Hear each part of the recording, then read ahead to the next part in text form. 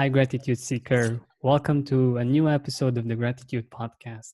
Today, with us is an amazing person and a really inspiring person. Her name is Gina Gardiner.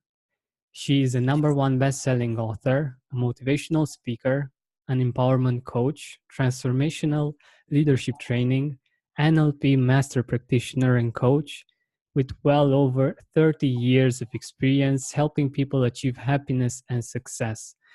Her story is just incredible. She told me a bit about her story before we got live, but I will let Gina tell you more about her story and um, the amazing things that she's able to do in spite of some challenges that she had in her life. Gina? Thank you very much for inviting me onto your podcast show. I really do appreciate it. And what an amazing theme that you have, which is gratitude, which I think is so powerful. Thank you. I suppose the best place to start my story is in 1982, probably before lots of your listeners were actually born. I became the deputy head of a large school, a principal of a large school. Very excited to do that. And I was appointed to be the catalyst for change. In fact, the head teacher told me not to apply because he wanted to appoint a man. But I still applied and I got the job. And I loved it. I was the youngest bar 2 on the staff. Hard to believe that now, isn't it? Wow. And we set up a whole program to bring the school forward into modern ways. And so when it got to, because in England the school year starts in September. I don't know if it's the same where you are. Yeah. And by the February, I was really pleased to be going skiing. At that time, I was a really keen skier, and we went off to St Anton. And I had a pretty bad ski accident. I fell about 200 feet down a mountain. Wow. I wasn't skiing at the time. I was sitting on a mogul. I don't know though if you know what a mogul is. It's where the weather carves out the snow, and moguls can be 2 inches deep, and they can be much bigger. And these were about 6 foot, so great big mounds of snow that you had to ski round or across and down. So we were having a rest. Everybody was sitting on their own personal mogul, rather like an elf sitting on a mushroom. And it was a very, very hot day. And the top of mine melted and gave way. And I fell. And because it was so steep, there was nowhere to land. So I just kept on bouncing. Fortunately, knocked myself out. So I think that's what saved me. And yeah, I was pretty bashed up. But I was off school for about a month, but by the time I got back, was pleased to be back. And then I was due to be a deputy leader with the children. We were taking 156 children skiing to St about 50 from my school. And as the week went on, I became more and more unwell. And by the Friday, as we finished with the skiing with children, I said to my colleagues, I've got to go and lie down. And I suddenly found myself to be paralysed down my left-hand side, which was really challenging. Didn't want to frighten the children, so I had to wait for somebody to come in. So if you fast forward then to, I got back to school in May, and by the summer holidays, which come in towards the end of July, I was really pleased to have the summer holiday. On the 8th of August, I got a phone call to say that John Hughes, the head of the school, lovely man, had suddenly died in his sleep. And I was then the acting head for a term. And then in January 1984, I was appointed to be the head teacher. And I was absolutely determined that I wanted to make the school as successful as I could. And I was the head there for 20 years. Wow. For the first few years, I managed to walk around the site. It was a very spread site. Most of the classrooms were not in the main building. They were cross playground. We had 2 big fields. But by 1989, I had tried an experimental drug therapy that failed, and I had to use a wheelchair in school to get around. 1996, I sneezed and I ruptured a disc. And when I'd had the operation, I was left with a failed back surgery syndrome, which meant that I couldn't put my left foot to the floor without fainting. They called it failed back surgery syndrome. And it took me pretty well 2 years to walk to the bottom of my not very big garden. Mm-hmm. The last day of the summer term had finished. I wasn't feeling very well and I was sick and I ruptured another disc. And when I came out of that operation, again, I had failed back surgery syndrome, but this time I was completely wheelchair bound. I came out of hospital on the last Friday of August, and by the first Friday in September, I was back at school. Now, the situation was that if I was at home, if somebody didn't leave me out a cup or a plate, I couldn't make myself a cup of tea or a cup of coffee. As I was saying to you earlier, on one particular day, nobody had left anything out, and I was desperate for a drink. The only thing that I could find that was going to work was I used a saucepan. It's the only thing I could actually reach. But in school, I could use my brain, my eyes, my hands, my mouth, and I could operate absolutely effectively, doing something I really loved and I felt had huge purpose. So a no-brainer. For me, I wanted to be useful. I wanted to be doing something well. And my dad was always the one that said, if you're not feeling great, go and do something useful, go and think about other people. And that's something that's held me in really good stead. So by the time I got back to school, in a wheelchair, unable to actually stand at that point, and until I left in 2002, that was the situation, that I couldn't actually walk. I was wheelchair bound. Now, I don't want your listeners to think that, I'm going to dismiss it and say it was easy. It wasn't. There was some pretty dark days along the way. I totally believe that. Two things, I think, made the difference. One is I was determined that school would succeed, and I had to find a way of enabling my teachers to give the children in the school the best possible deal. And that's been one of the huge gifts that's come out of my disability, is that I had to create a way where people would take responsibility for their own performance. And the school actually was incredibly successful because of the team. Congratulations. Thank you.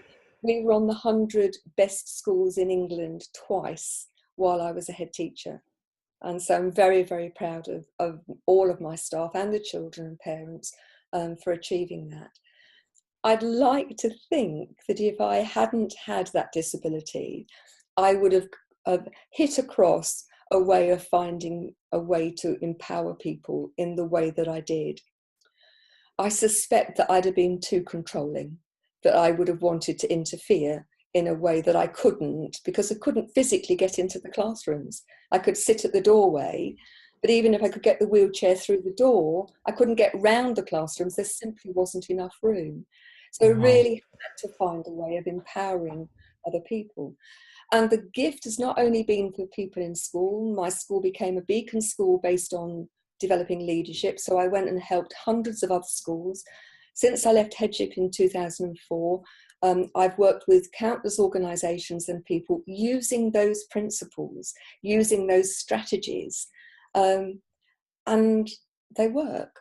And they've worked not only for me and my school, but for all of these other places. They've become far more successful as individuals or as teams or as organisations using those same techniques and those same strategies. I think the other big thing that helped me was focusing on what I could do and not what I couldn't. And that's still true now. Although I can now walk short distances, I still can't manage without my wheelchair if I go out into town or I go on holiday, or I'm going anywhere that requires probably more than 100 yards, and that's pushing it a bit for me, really. Mm-hmm. Then I have to use the wheelchair. So focusing on what you can do, of course, you can do far more than you can't. And if you focus on what you can't do, that's very depressing. It becomes debilitating, and your world gets smaller and smaller. If you focus on what you can do, then the world's amazing. And just before I finish this, and I've gone on rather, I would say disability is a metaphor for life. So my legs don't work very well, but if I get into my electric wheelchair, and I have to tell you it's very fast, I can go at speed. But most people, myself included, have limiting beliefs about themselves that you take with you.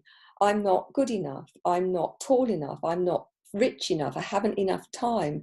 I can't do this because those are dissing your ability. They are a disability that you carry with you. And most people don't challenge them because most of our thinking is habitual. So you don't actually challenge that thinking. And so those limitations stay with you forever. And that means your world is contracted rather than expanded.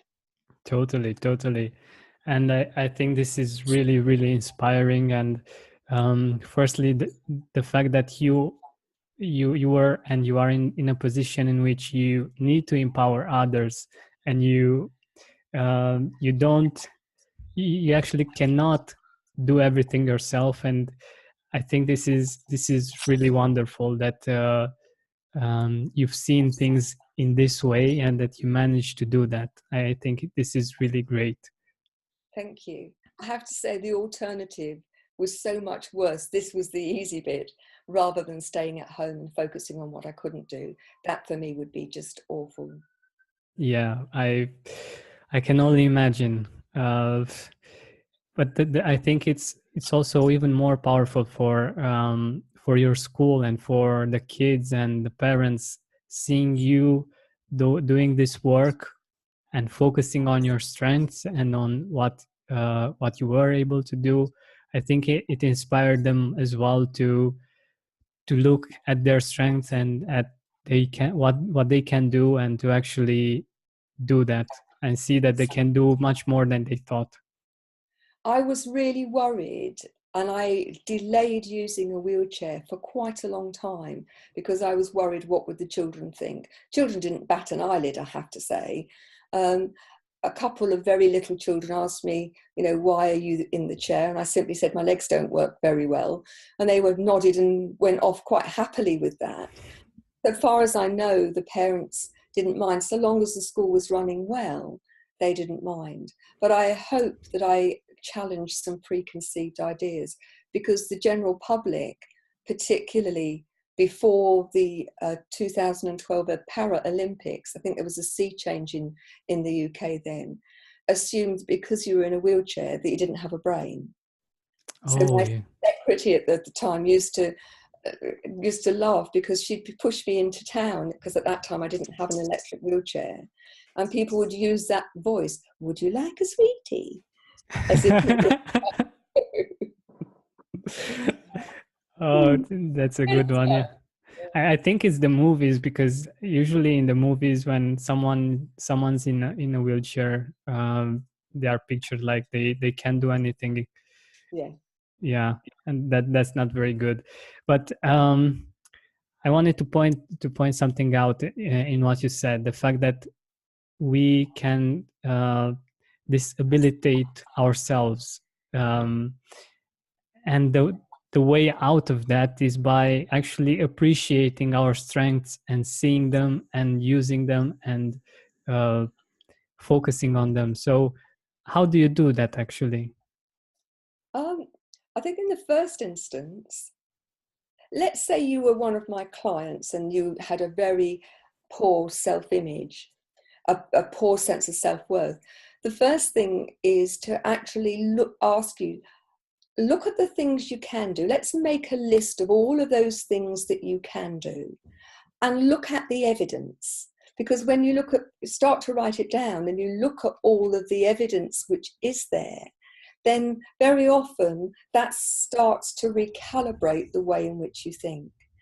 I also do an exercise with people where I have some little posters which say on them, I am enough. You can do this by just putting a piece of paper with I am enough, but put it around the house on the on your shade on your car. So every time you put your shade on the car, you see it. Anywhere where you're going to see it regularly, the words, I am enough. And every time you see them, you say with a real bit of welly, I am enough. I am enough. I am enough. And I've done this with so many people now. And within a month, if you do that regularly, several times a day, you can recalibrate your brain to start thinking you are enough. Because when you're genuinely being you, you're the most amazing person. You know, at our most basic level, we don't have to think to breathe or say cells reproduce or nails grow. We just do it. And you think of how complex our thinking is and the whole range of things that we can do. We are amazing when we allow ourselves to be. So I think, look for the evidence. The evidence will tell you that you are an amazing human being. And even if you don't believe it to start with, the old saying, fake it till you make it, works. Try it for a month, but you have to do it consistently several times a day for a month. The results, absolutely amazing. I love it. I love it. Yeah, I think this is such a great way. So gratitude seekers, make sure you do this, because it's very easy to do. It's not like a lot of work, but I think I will try it out as well, and I think the outcome is just amazing. I wanted to add something interesting. Usually, people, even the ones that you admire very much, they don't say so. You would like to be like them, most probably, but they don't say that you should be like them, but you should be like you, the best version of yourself. And this is what I think this can help you a lot with. So being enough brings out the best in you and the uniqueness that you have. Absolutely. Can I just add one thing? One of the Totally. other that I would, for every client, not whatever they come from, is I teach them gratitudes. Your brain is rather like an old-fashioned vinyl record. You get stuck in the groove of not noticing things, of being negative.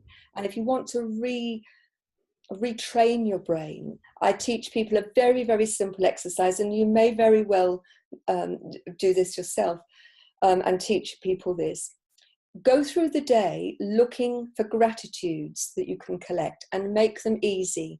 It could be just noticing the pattern of the rain on the window, or a rainbow, or the dog has made you laugh, or somebody's given you a hug, or you've had a phone call from an old friend. And then just before you go to sleep, scan the day, and hopefully you'll have lots and lots of things, a nice meal, a good cup of tea, whatever. And then out of those, all of those things that you've collected and noticed, choose 5. And they be your 5 best gratitudes for that day. And again, if you do that on a regular basis, you'll start noticing the great things in life and being grateful for them, and not all of the horrible things that happen. And you get more what you focus on. Totally. I love this. I think it's really great. I've done this for a while, and it really works. And it's really great for the sleep. When you sleep, thinking about all the wonderful things that happened, you're just in another state. And it's somehow, when I think about this exercise, I think about when you were in love. Like when you went to sleep, the only thing you could think about was that person you were in love with. And that person can be your life and the experiences that you had that day. I think it's somehow in the same area. Yeah. The most important relationship any of us have is with ourselves. And if you don't actually love and appreciate you, then appreciating and loving other people becomes more of a challenge, because every relationship is the relationship that you have with you, isn't it? Oh, totally. Sometimes we don't actually see others because we perceive them in such a way that we can't actually know how they are, because we are so much in our story and how we think about them and things like Absolutely. this. Yeah. So that's why it's totally very important. So, what I also wanted to ask you on this, what does gratitude mean for you? Oh, that's an interesting question. Gratitude for me it's lots of things. It's truly appreciating how amazing life is. And I think it's so important to wring every day dry, because you don't know when your last day will be. Sadly, 8 years ago, my younger brother just suddenly dropped dead. Not expected. He wasn't ill. He was practicing for the London to Brighton cycle race. And one of the gifts that came out of that very dark time was to remember that life is absolutely precious. And for me, gratitude is about, I equate that to life, really. If you're grateful for who you are and grateful for what you have and grateful for your life, then you're going to get more out of life. That doesn't mean being complacent, because I think we can always make things even better. It's not, I'm grateful for what I've got and there's nothing else. That's not for me what gratitude is. It's appreciating life in its small bits. It's not about the big stuff, although that's lovely. It's about the little things day by day that actually go to make our lives wonderful. And the chances are, if people are listening to this, they're in the top few percent of the world who have good plumbing and electricity and technology and enough food to eat. And there are so many people who don't have that. We're very, very fortunate, I think. Yes, we are. I have another part of the gratitude podcast is the gratitude reminders, and each day, 5 days a week, I have another idea for which we can be grateful. And like you said, the plumbing and being able to take a shower or a bath, these are such simple things, but we take them so much for granted. It's not until you have a problem with your plumbing and suddenly the Exactly. shower doesn't work or the toilet's bunged up, then you appreciate it, don't you? But not normally. No. Yeah, I actually had that situation a month or two ago, and I was telling the gratitude seekers to appreciate the fact that they do have a shower, and it's so Absolutely. I actually had to go to a friend to take a shower or to wash the clothes, and it was quite an experience to not be able to have that simple experience that we take for granted so much. Yeah, definitely. Yes, not till you haven't got it. Yeah, exactly. So do you have like a quote that you really like on gratitude? It's by Stephen Richards. Gratitude opens your eyes to the limitless potential of the universe, while dissatisfaction closes your eyes to it. Wow, I love it. I love it. um I also wanted to add something on this topic. The media in general makes us think that we need all kinds of things, and yeah, businesses that are not very ethical usually makes us think that we need all kinds of things in order for us to be happy and to enjoy life, when it's actually the other way around, because we can have those things. At least in my experience, I have had that experience that I had some things that I really wanted, and I was still unsatisfied. And it was so weird for me because the influence from the exterior told me that if I got that, I should be happy and it should be all perfect. And when it wasn't like that, I was like, what's wrong? And I think gratitude was the missing ingredient. It's interesting because if you look at many people who have been incredibly successful financially, as they go through life, many of them start to realize that actually it's empty. And they start to recognize that if you want a life that's truly full of purpose and fulfillment, it's about appreciating who you are and helping other people. Totally. And for me, happiness is a choice. And one of the little techniques that I teach people is the funky chicken technique. It sounds You know, cool. so you wake up in the morning, because for me, everything we do, whatever it is a choice. Even not choosing is a choice. and every choice has consequences. And not choosing and letting things drift usually has worse consequences than actually making a choice. So it's your choice to be happy or not. So that's the background of it. So as you wake up in the morning, you lie in bed, and while you're still lying in bed, before you get up and clean your teeth and do whatever, you do the funky chicken. You know that thing with your arms, the funky chicken? Yeah. And you ask yourself the following question. It's a new day. Can I feel the sides of my coffin? No, I can't. So I choose to be happy. Now, the interesting thing is it's a silly thing to do, but what it does is exactly as it did with you, is it makes people just smile. Now, what better way to start a day on a smile rather than getting up and thinking, oh, I've got to go and do this and I've got to go and do that, and oh, I've got all of these worries. So it's just a little thing. And some clients have decided they don't want to be a chicken, they want to be a penguin, or they want to be their favourite bird. I don't care. You don't even have to be a bird, just see if your coffin's there, and if it's not, choose to be happy. Choose to be grateful and happy. What a waste of your life not to be. Don't you think? Totally. But sometimes life gets hard, and we find it so much harder to be grateful. What do you do then? I think if you make it your habit that it's something that you do, then it's easier. And for me, on days, and I still struggle on some days with pain and fatigue, for me is always an issue.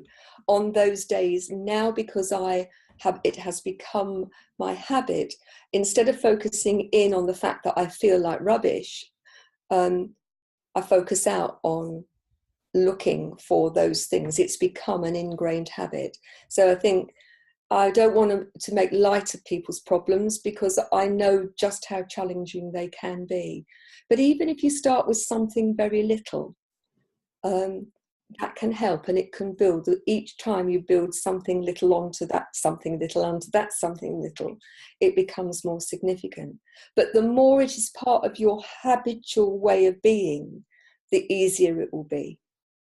And that doesn't mean some days that we're fed up. There are days when I'm fed up. They don't come often now, and they don't last long. And gratitude for me is probably the single most powerful way of getting out of that. And go and do something useful. This is wonderful.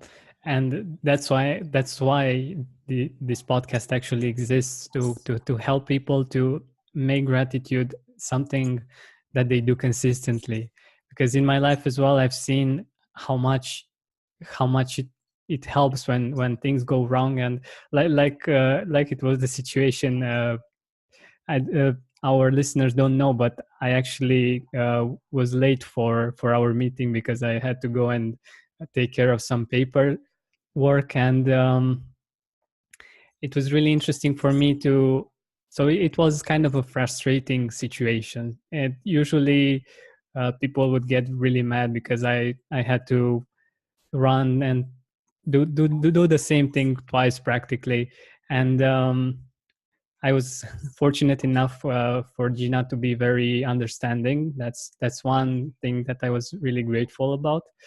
And the other one was the fact that I was able to move around fast, and that I'm young, and then that I can do that, and also that I could keep in touch with Gina and tell her what's the situation, and with friends while I was waiting for quite a while there. And yeah, things do happen, and this is something that, at least in my life experiences, it has been like this. Even if I'm grateful and I'm happy a lot of the time, things do happen. We still have challenges, and having this gratitude practice and this gratitude foundation makes it so much easier to deal with everything. I believe you're absolutely right. Yeah. And for those of people that haven't made it part of their daily practice, I really say to you, give it a go, because it does work. And I've now used it with hundreds of people, and it works. It truly does. That's wonderful. Thank you. So I'm really curious about how you got to discover gratitude in your life. Like, not the concept like gratitude, people know about gratitude, that it exists, but actually live it and actually experience it? That's an interesting question, and I'm not sure. I'm not sure I actually know the real answer. I was brought up with parents who were grateful, and who taught us as children to be grateful for the things that we had. We didn't have a lot of money growing up. Um, my dad, particularly a teacher and somebody who incredibly optimistic and always looked on the good side of things, and my mum too, but and both of them had had very difficult childhoods, but were grateful for family and grateful for the opportunity. And it, you know, even though we didn't have a lot of material things, we felt it, we were grateful for the fact that we had one another and that we were a close-knit family. So I suspect it started then. And I think that, you know, if you're exposed to people who demonstrate gratitude, then that starts to become part of your DNA, really, doesn't it? But I Yeah. do believe it's never too late. So if you weren't brought up like that, you can just start now and it will work. And even more so if you're a parent and you have children, it's the best way to educate them, because they will see how grateful you are, and they will copy the gratitude that they see. One thing I would say to parents, though, you know, the parents who say, eat your dinner, be grateful you've got your dinner because otherwise there's lots of starving children in Africa. I have a feeling that that doesn't help children feel grateful. Rather than use it in that way, you know, when they've had a lovely day, lots of my clients have started to use the gathering gratitudes, and as the children go to bed after their story, before they go to sleep, each of them share their 5 best gratitudes. So they're teaching their children right from tiny to notice and to recognize. And for me, that's a much more upbeat, powerful way, rather than it being used as a stick, really. And that's so beautiful. I think that instead of them becoming grateful, they become, um, I can't get the word exactly. They feel Resentful. ashamed. Pardon? Yeah, yeah. Resentful, I suppose, you Yeah, know, resentful, or they feel ashamed if they don't, if they're not grateful. And it gets to be a weird combination between actual gratitude and the beautiful feeling that you actually feel that comes from it, from the inside, and the shame that you're not doing that, and yeah. that's not very healthy. No, no. But I think by helping them recognize, and it doesn't have to be the big things, and the sharedness of it, doing it with them and the parents coming up with their 5 gratitudes too. I think there's something very powerful about that shared experience. Yeah, exactly. I actually, today I had another interview with a university professor from Australia, Yeah, and in her book, she tells a story about a professor that had some challenges with the children. There were some bullying situations, and the way he dealt with it was with gratitude. So um, he went and told every student what he is grateful for about that particular child, pardon. um, that's a nice way to do it, isn't it? yeah, and the wonderful thing is, at the end, after he did it with every single child, they all, so spontaneously, they all did it uh, with him. So every child told the teacher what they appreciated about him. How lovely.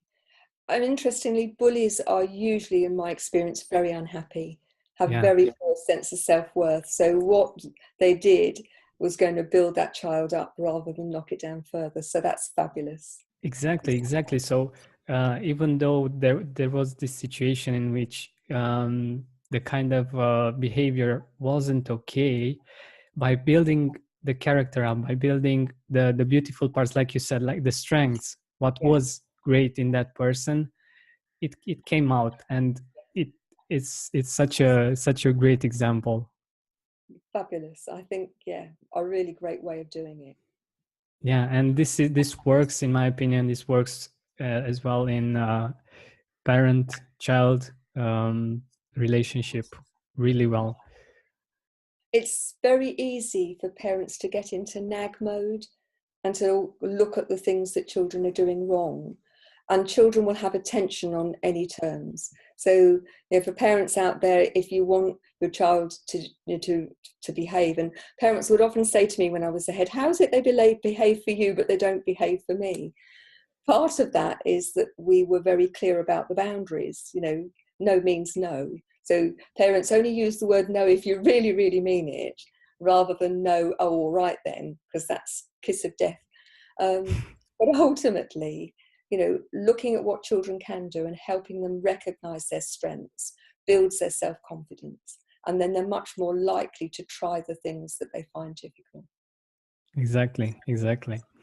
So we're nearing the end of our discussion today. And I wanted to ask you, who are you grateful for in your life? If you want to mention a few people. I'm grateful for my family. I'm very close to my sister, my brother-in-law, and my aunt Jill. So Paulette and David and Jill. I've got a huge group of friends, and I'm very grateful to them all. They're too many to mention. I've got 7 godchildren. I'm grateful for my clients. I really love the privilege of working with them. And I'm just grateful actually to be surrounded by people that are genuinely lovely to be with. I'm truly blessed. I don't have any clients that I don't actually really enjoy working with. The people who help me, I've got Sarah and Anna, and come and help me in the office. I've got Ben, who's 19 with blue hair and bother boots, who comes and helps me with technology. John North in Australia, who helps me with my marketing. I'm just grateful for them all. I'm grateful for the privilege, really, of being in a situation where I can sit and talk to you, and we are in 2 very different countries, and we can talk as 2 equals through a piece of plastic and a bit of electronics. How awesome is that? I know. It's just amazing, and it works perfectly. That's... It's easier to tell you the things I am not grateful for, and they're not very many. Slugs and snails, because they're greedy and they don't leave my plants alone. Mosquitoes, because they love me and they see me as Meals on Wheels. And technology when it doesn't go wrong. Apart from that, life is pretty good. That's awesome. Thank you. So where can our audience find you? Where can we see your work? The website is the https :// it's genuinely-you.com, and you can find lots and lots of free stuff on the website. There's also a 7-part free video series which I'd like to offer to all of your listeners, and that's called 7 Principles for Living a Happy and Successful Life. There are lots of podcasts. You can go onto iTunes and find me. I'm on Facebook. Please come and follow me on Facebook and join the Genuinely You group. It's genuinely.gina 50 for Facebook. I'm on Twitter, Instagram, and LinkedIn. Use my name for all of those. So I'd love to see people there, and I'd particularly love it if they told me that they'd arrived through your podcast, because that would be lovely to be able to track those. Also, if they want to hear more of my story and more of the strategies that I use, then the book Chariots on Fire is available through the website or through Amazon. Now, the Chariots on Fire is an allusion to my wheelchair, because people think of it as something of lack. For me, as I told you, my chariot goes faster than it should, really. It's my chariot on fire. It's what allows me to do the things I can't do. So I'm very grateful for that. But I'd love to have contact with your listeners. But please let me know that you come through our podcast today, because that would be lovely. And I can then let you know that people have come. That's perfect. Thank you. So gratitude seekers, make sure you tell her that you're a gratitude seeker, and that I hope that you enjoyed this episode. So thank you very much, Gina. It has been really amazing talking with you. It's been an absolute pleasure to talk to you. Thank you. And thank you very much to all of the listeners who have listened live and later on. But thanks very much indeed. Thank you.